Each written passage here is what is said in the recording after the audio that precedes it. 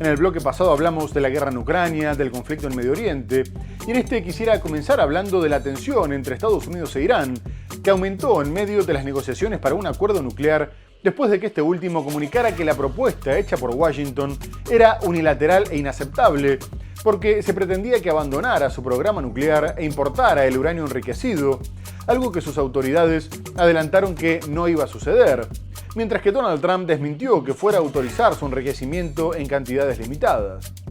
Israel está intentando convencer a Trump de la necesidad de atacar sus instalaciones nucleares antes de que consiga desarrollar un arma atómica, pero Estados Unidos le advirtió que una operación de ese tipo sería inapropiada mientras tienen lugar las negociaciones. No obstante, el republicano adelantó que no permitiría que la República Islámica se convirtiera en una potencia nuclear y amenazó con bombardeos como nunca se han visto si las negociaciones fracasaban, tras lo cual las autoridades persas advirtieron que un eventual ataque tendría consecuencias y llamó a la Casa Blanca a abandonar el lenguaje de amenazas y sanciones.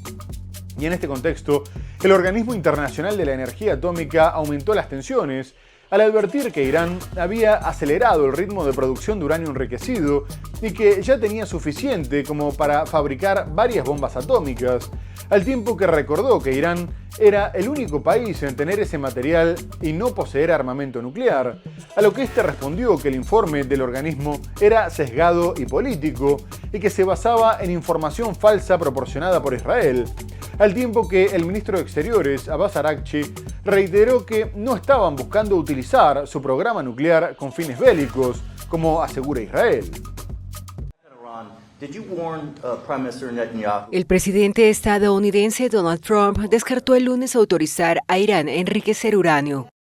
No permitiremos ningún enriquecimiento de uranio como parte de un posible acuerdo, escribió Trump en su red Truth Social, después de que la plataforma de noticias Axios revelara que la última propuesta de los estadounidenses lo autorizara en cantidades limitadas. Estados Unidos e Irán, enfrentados desde hace 4 décadas y sin relaciones diplomáticas, iniciaron negociaciones con la mediación de Omán el 12 de abril. El sábado Irán dijo haber recibido elementos de una propuesta estadounidense al término de 5 rondas de negociaciones y afirmó que responderá a ella. Pero la República Islámica excluyó el lunes cualquier acuerdo nuclear con Estados Unidos que le prive de sus actividades pacíficas de enriquecimiento de uranio e instó a Washington a darle garantías de que retirará las sanciones en su contra. Hasta ahora la parte estadounidense no ha querido aclarar este tema. Queremos garantizar que las sanciones se levanten de manera efectiva y que las acciones pasadas no se repitan. El ministro de Relaciones Exteriores iraní, Abbas Araghchi, se reunió en El Cairo con su homólogo egipcio Badr Abdulati y con el director general del Organismo Internacional de Energía Atómica, el argentino Rafael Grossi. El encuentro tiene lugar al día siguiente de la publicación de un informe de la Agencia de la ONU que muestra que Irán ha intensificado su producción de uranio enriquecido al 60%, un nivel cercano al 90% necesario para la fabricación de armas atómicas.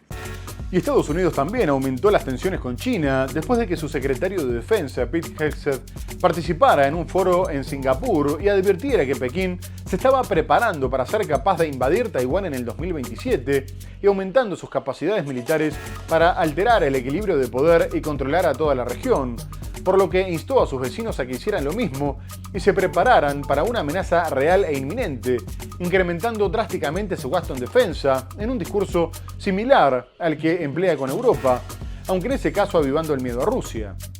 De esta manera, contiene a sus adversarios y obliga a sus aliados a comprar armamento norteamericano, algo que también se presenta como una necesidad para equilibrar las balanzas comerciales. E incluso dijo que los países asiáticos tenían que seguir el ejemplo de Europa, que intentaba aumentar su gasto militar hasta el 5%.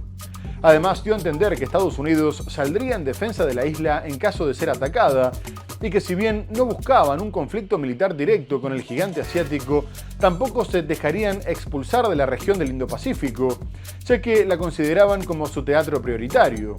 De cualquier forma, el jefe del Pentágono también reconoció que la dependencia económica que Estados Unidos tenía con Pekín no solo profundizaba su influencia maligna, sino que también complicaba su margen de decisión en materia de defensa. Posteriormente, China respondió que Washington no debería jugar con fuego con respecto a Taiwán, mientras que la embajada china en Singapur calificó el discurso de Hegseth como una provocación. China advirtió el domingo a Estados Unidos que no debe jugar con fuego respecto a Taiwán en reacción a un discurso del jefe del Pentágono, Pete Hegseth, en un foro sobre defensa en Singapur. En su discurso del sábado, Hegseth afirmó que China está preparando el uso potencial de la fuerza militar para alterar el equilibrio de poder en Asia, una región que quiere dominar y controlar. Añadió que las fuerzas chinas están mejorando sus capacidades para invadir Taiwán. Debe quedar claro para todos que Pekín se está preparando de forma creíble para usar la fuerza militar y alterar el equilibrio de poder en el Indo-Pacífico. Lo sabemos, es público que Xi ha ordenado a su ejército que sea capaz de invadir Taiwán para 2027. El Ejército Popular de Liberación está construyendo el ejército necesario para hacerlo, entrenándose a diario y ensayando para la situación real. Hegseth aludió a los incidentes en el mar de China Meridional, donde asegura que Pekín se apropió y militarizó ilegalmente islas reivindicadas por Filipinas, y al caso de Taiwán, una isla de gobierno democrático propio que Pekín considera como parte de su territorio. El Ministerio de Exteriores de China respondió en un comunicado y dijo que Estados Unidos no debe intentar utilizar la cuestión de Taiwán como base para contener a China y no debe jugar con fuego, al tiempo que añadió que presentó una protesta oficial ante la parte estadounidense. La embajada china en Singapur condenó el discurso de Hegseth, asegurando que está impregnado de provocaciones e instigación. Las tensiones persisten no solo en el comercio, sino también en el acceso a la tecnología puntera o a la pugna por la influencia geopolítica en zonas como Asia-Pacífico o América Latina. Y por otra parte, la política comercial de Estados Unidos continúa con sus vaivenes, ya que un tribunal de apelaciones reactivó los aranceles recíprocos impuestos por Donald Trump unas horas después de que otro tribunal le propinara un serio revés, afirmando que la ley de emergencia utilizada por el presidente no le daba el poder de imponer gravámenes de forma unilateral, aumentando la polémica en Estados Unidos y la incertidumbre mundial. El Tribunal de Comercio sostuvo que la Constitución le daba al Congreso poderes exclusivos para regular el comercio con otras naciones, por lo que las medidas de Donald Trump eran inconstitucionales. La demanda había sido presentada en nombre de varias importadoras norteamericanas que se vieron fuertemente afectadas, y poco después la Casa Blanca declaró que no les correspondía a los jueces no electos decidir cómo abordar una emergencia nacional. Mientras tanto, la fiscal general de Nueva York, Letitia James, explicó que ningún presidente tenía el poder de subir los impuestos por sí solo y los aranceles eran impuestos masivos. La disputa continuará en la justicia y si se decidiera que son inconstitucionales, las empresas que los pagaron recibirían reembolsos con intereses. Pero mientras tanto, Trump volvió a la carga y anunció que duplicaría los aranceles al acero y al aluminio hasta el 50%, tras lo cual la Unión Europea advirtió que esto afectaría las negociaciones porque iban a responder. A su vez, el mandatario norteamericano denunció que China había incumplido el acuerdo por el que había aceptado rebajar los gravámenes, y sin embargo, unas horas después se extendió la tregua hasta el 31 de agosto, porque las negociaciones estaban estancadas. Trump no renuncia a su guerra comercial. En su visita a esta planta de acero, anuncia que duplica del 25 al 50% los aranceles a la importación de ese metal, una subida que también aplica al aluminio y que se hará efectiva el próximo 4 de junio. Su anuncio llega después del varapalo judicial de esta semana, con la sentencia que declaró ilegales sus tasas generalizadas a países de todo el mundo. El portavoz de la Comisión Europea dice que la medida socava los esfuerzos en curso para alcanzar una solución negociada y que la UE está dispuesta a imponer contramedidas. El presidente de Estados Unidos, Donald Trump, acusó el viernes a China de haber violado el acuerdo entre ambos países para reducir sus aranceles. Pero el secretario del Tesoro estadounidense, Scott Bessent, declaró que las negociaciones comerciales con China están algo estancadas. Y el Ministerio de Relaciones Exteriores chino respondió que Pekín ya ha expresado claramente en numerosas ocasiones su posición sobre los aranceles. Trump escribió en su red Truth Social que China, quizás no sorprendentemente para algunos, ha violado totalmente su acuerdo con ellos, usó mayúsculas y no dio detalles. El representante de comercio de Estados Unidos, Jamieson Greer, acusó a China de seguir enlenteciendo y ahogando cosas como los minerales críticos. Según medios estadounidenses, China debe aprobar licencias de exportación para tierras raras y otros elementos necesarios para la fabricación de automóviles y chips, y que un aspecto clave del pacto de desescalada arancelaria era que China reanudara las exportaciones de tierras raras. Trump declaró a periodistas que está seguro de que lo hablará con el presidente chino Xi Jinping y espera que puedan resolverlo. Asimismo, Donald Trump se despidió oficialmente de Elon Musk, que hasta ahora se desempeñaba como líder de un programa destinado a despedir a miles de funcionarios y recortar el gasto público. El mandatario publicó un video agradeciéndole, asegurando que era uno de los líderes empresariales e innovadores más grandes que el mundo haya dado, y realizó una conferencia de prensa en el despacho Oval en la que el sudafricano comunicó que pretendía seguir siendo su amigo y asesor, sobre todo para acabar con el despilfarro del gobierno, ya que el programa no se cerraba con su alejamiento, aunque varios medios aseguraron que su relación se había enfriado en los últimos meses. Los accionistas de sus empresas, sobre todo de Tesla, le reclamaban que diera este paso para frenar su caída, mientras era víctima de un boicot y sus vehículos eran vandalizados, al tiempo que pierde terreno con la competencia china.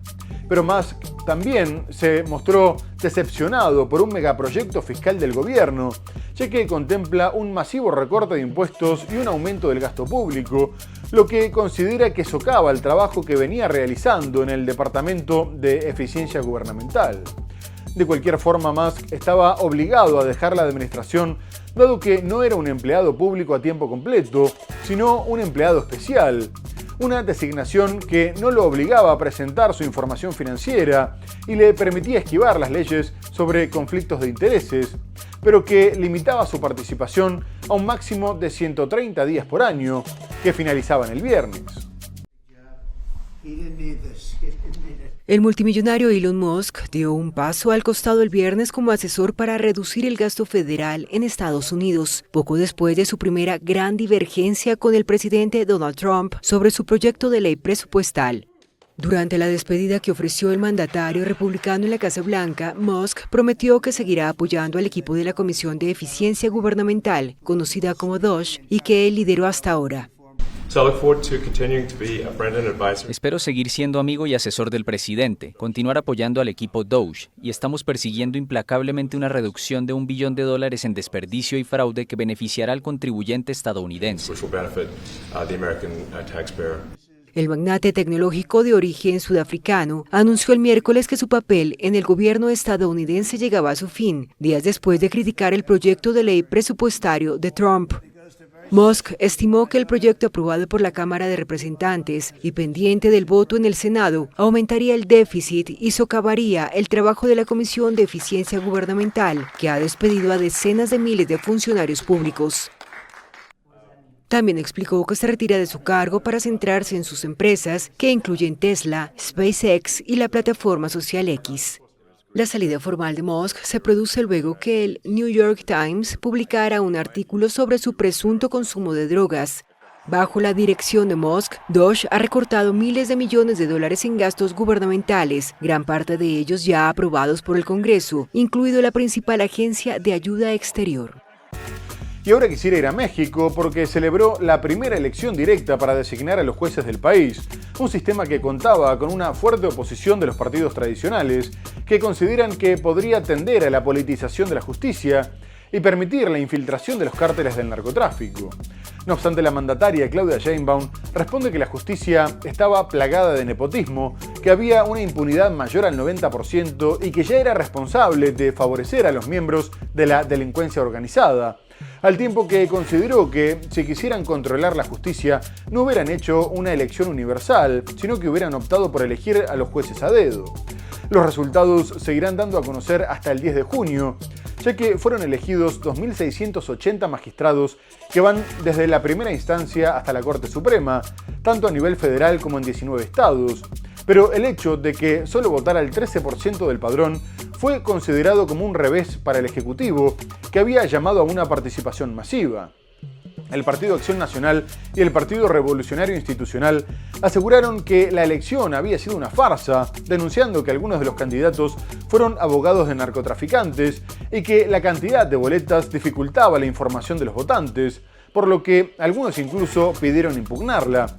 mientras que Sheinbaum reconoció que al ser la primera elección había cosas para mejorar, pero destacó que el proceso había sido un éxito con el sufragio de 13 millones de personas, lo que había demostrado que México era el país más democrático del mundo.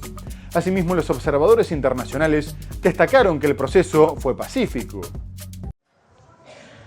Bien, contenta. La presidenta de México, Claudia Sheinbaum, restó importancia el lunes a la baja participación en una inédita elección para designar a todos los jueces del país. Un proceso que siembra dudas sobre la independencia judicial frente al poder político y el crimen organizado.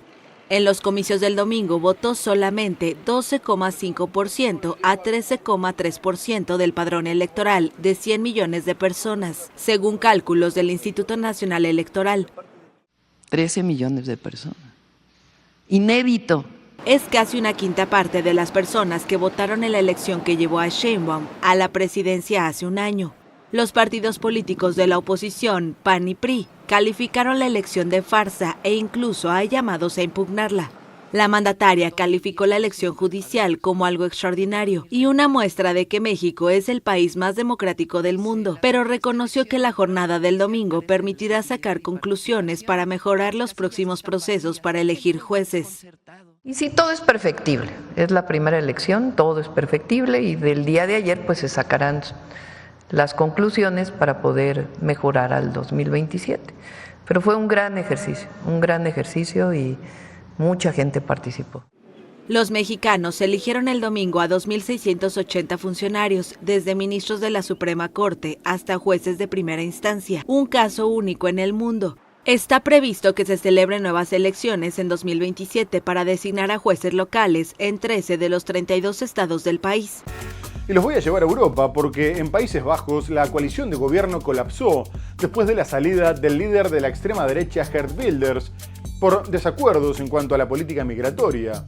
Tras la retirada de sus 5 ministros y de sus legisladores, el primer ministro Dick Schoof se vio obligado a renunciar al quedar en minoría, a menos de un año de haber asumido el Ejecutivo, ya que el Partido por la Libertad tiene 37 bancas tras ser la fuerza más votada en las pasadas elecciones. Wilders acusó al gobierno de no haber cumplido con lo pactado para la conformación de la coalición, recordando que habían quedado en tener una de las políticas migratorias más duras de la Unión Europea, con una política de asilo mucho más estricta, como hacían muchos de los miembros comunitarios. Además, reclamaba que el ejército fuera el encargado de controlar las fronteras, que se expulsara a los sirios con visas temporales y se suspendieran las reagrupaciones familiares de los migrantes legales. Wilders ya les había advertido a sus socios que dejaría el gobierno si no aplicaban su programa, ya que sostenía que no participaría de la caída de su país. Y tras cumplir con sus advertencias, los demás partidos del Ejecutivo lo tildaron de irresponsable. Por su parte, Schoof, que seguirá en el cargo hasta que se celebren elecciones, llamó a actuar con responsabilidad en un momento en el que había una guerra en el continente y el futuro de la economía era incierto. De todas formas, se cree que será difícil para Wilders llevar a cabo su plan migratorio, ya que las encuestas no ven un ganador claro, y de conseguir la victoria tendría que conformar una coalición con los que ahora lo están criticando. El gobierno de Países Bajos colapsa tras la salida del partido PVV. Este martes, el líder de la formación política de ultraderecha declaró que el retiro de su organización se debió a diferencias en cuanto a las políticas de inmigración. Queríamos una política de asilo más estricta, más de lo establecido en el acuerdo de la coalición de gobierno. Muchos países de la Unión Europea como Austria, Polonia, Alemania y Bélgica van a tomar medidas. El acuerdo principal establecía que estaríamos entre los países más estrictos en materia de admisión. El PVV tiene 37 legisladores en el Parlamento, por lo que su retiro implica que el gobierno pierda las mayorías en el hemiciclo. La decisión ha sido criticada por legisladores de los otros partidos de derecha que hacen parte de la coalición. Ha habido elecciones, los votantes han elegido a un partido con 37 escaños y me parece increíblemente doloroso que esto termine así. Sí, y te diré que en unas próximas elecciones no veo cómo podemos conseguir una mayoría de derechas aquí. Por su parte, la oposición ha pedido que se celebren nuevos comicios para restablecer las mayorías en el legislativo. Creo que deberíamos organizar elecciones, porque en este momento el país está paralizado. Necesitamos un nuevo mandato para que con suerte podamos conseguir un gobierno que realmente pueda abordar los problemas de forma solidaria. De convocarse a elecciones, los partidos de derecha se enfrentarían al Partido Laborista y las formaciones de izquierda con la economía y las políticas de inmigración como temas principales.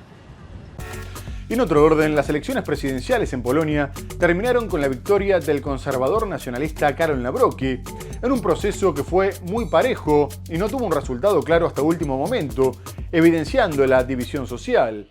Además, no solo fue un duro golpe al primer ministro Donald Tusk, sino también a la Unión Europea, que ahora tiene un nuevo problema, con un euroscéptico contrario a la inmigración, al Pacto Verde Europeo, al acuerdo comercial con el Mercosur y al matrimonio igualitario. En cuanto a Ucrania, ha criticado en varias ocasiones la ayuda militar, aunque adelantó que no iba a detenerla. Por el contrario, se considera un aliado incondicional del estadounidense Donald Trump y terminaría fortaleciendo al bloque liderado por el húngaro Viktor Orbán, que mantiene fuertes tensiones con Bruselas. En Polonia, el poder recae casi exclusivamente en el Parlamento, por lo que las consecuencias de su victoria serían limitadas, pero sí tiene atribuciones en política exterior y en defensa, y puede vetar las iniciativas de Tusk. Por lo pronto, el primer ministro reconoció el desgaste de su gobierno y comunicó que convocaría una moción de confianza en el Parlamento, con el objetivo de demostrar que su coalición no iba a dar ni un paso atrás. A su vez, el mandatario reconoció que preveía una convivencia difícil, ya que Nawrocki también dijo que no pensaba ceder, sobre todo en su negativa a aumentar los impuestos, lo que podría repercutir en la intención de disparar el gasto en defensa. Por su parte, los conservadores pidieron la renuncia de Tusk, sosteniendo que la elección había sido una tarjeta roja a su gobierno. Karol Nawrocki fue elegido presidente de Polonia en las elecciones del domingo. Logró con su lema Polonia primero, los polacos primero, una ajustada victoria con el 50,89% de los votos en la segunda vuelta. El historiador nacionalista especializado en el mundo del crimen fue apoyado por el partido conservador de oposición, Ley y Justicia, y por el gobierno de Donald Trump. En Polonia, el presidente tiene el poder de vetar leyes y es el comandante en jefe de las Fuerzas Armadas. La victoria de Nawrocki podría bloquear así la agenda progresista del primer ministro Donald Tusk sobre aborto y derechos LGBTQ.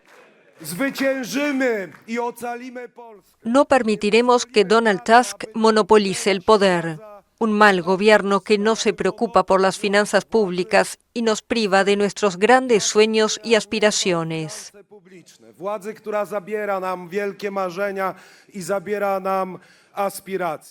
Nawrocki denuncia las ayudas a los ucranianos y critica la acogida de cerca de 1 millón de refugiados en Polonia, aunque ha prometido que mantendrá el apoyo a Ucrania, está en contra de que integre la OTAN. Quiere reforzar la frontera con Alemania, a quien acusa de enviarle a sus deportados, y exige que el gobierno alemán pague por las reparaciones de la Segunda Guerra Mundial. Nawrocki es acusado de tener vínculos con mafiosos y con neonazis, lo que él califica de mentiras y calumnias. Tras reconocer la elección popular, el primer ministro polaco Donald Tusk advirtió de que se avecinan tiempos difíciles. Tusk anunció que pedirá al Parlamento un voto de confianza para su gobierno de coalición, después de que su aliado perdiera la segunda vuelta. Rafał Trzaskowski fue derrotado por menos del 2%, después de que Karol Nawrocki obtuviera el 50,89% de los votos. En los 2 últimos años, Donald Tusk ha intentado aumentar la influencia de Varsovia en la Unión Europea, pero algunos temen que Nawrocki intente romper ese vínculo. Son muy malas noticias para la Unión Europea y para los principales socios europeos de Polonia, tanto Alemania y Francia como Ucrania. El señor Karol Nawrocki es bien conocido por su postura euroescéptica. Se opone a profundizar en la integración europea y la cooperación europea. Al decidirse la victoria de Nawrocki por un margen tan estrecho, hay una notable división entre los votantes polacos. Polonia está dividida y probablemente siempre lo estará, pero me parece que hay más patriotas en nuestro país que gente que quiere renunciar. Y vamos a terminar en Corea del Sur, ya que el opositor de centroizquierda, Lee Jae-myung, ganó las elecciones presidenciales convocadas después de la destitución del conservador Yoon Suk-yeol, tras una ley marcial que prohibió los partidos políticos y buscó controlar los medios de comunicación. Myung sacó más del 51% de los votos y 12 puntos de diferencia sobre el candidato derechista Kim Moon-soo, y enseguida fue presentado como un ejemplo de superación, ya que creció en la pobreza y se recibió de abogado gracias a una beca, enfocándose en los derechos humanos.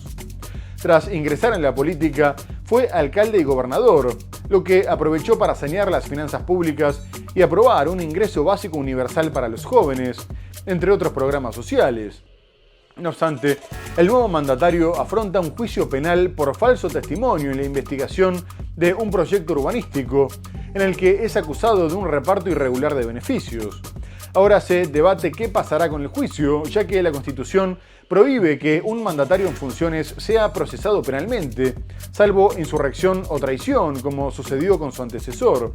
Pero algunos consideran que el juicio es válido por haber comenzado antes.